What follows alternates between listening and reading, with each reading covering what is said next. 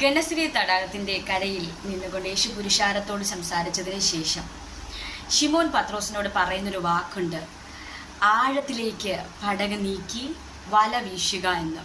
ഇതുപോലെ നമ്മളോട് ഒത്തിരി കാര്യങ്ങൾ ഈ സമയത്ത് ചെയ്യുക എന്ന് പരിശുദ്ധാത്മാവ് അരുളി ചെയ്ത ഒത്തിരി വാക്കുകളുണ്ട്. ഇന്നും ആ വാക്കുകളെ വിശ്വസിക്കാതെ സംശയിച്ചുകൊണ്ട് ഇതിപ്പോൾ ചെയ്യണമോ നാളെ ചെയ്യണമോ എന്ന് പറഞ്ഞിരിക്കുന്ന ഒരു അനുഭവം ഒത്തിരി പേരുടെ ജീവിതത്തിൽ നമുക്കറിയാം.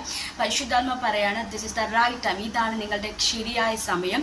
സോ ദൈവാത്മാവ് ഏൽപ്പിച്ചിരിക്കുന്ന ആ ശുശ്രൂഷകൾ ഈ ദിവസങ്ങൾ തന്നെ ആരംഭിക്കുക എന്ന് ദൈവത്തിൻ്റെ ആത്മാവ് നിങ്ങളോട് അരുളി ചെയ്യുകയാണ്. നമുക്ക് കാണാം, ശിമോൻ പത്രോസ് അവിടെ ഭയപ്പെടാതെ, നാഥ നിന്റെ വാക്കിന് ഞാൻ വലയിറക്കാം. ആമേൻ.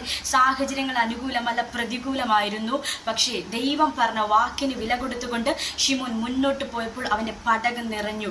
അതുപോലെ തന്നെ നിങ്ങളുടെ ജീവിതത്തിനകത്ത് പരിശുദ്ധാത്മാവ് അങ്ങനെ ചെയ്യുവാൻ ആഗ്രഹിക്കും, നിറയ്ക്കുവാൻ ആഗ്രഹിക്കും.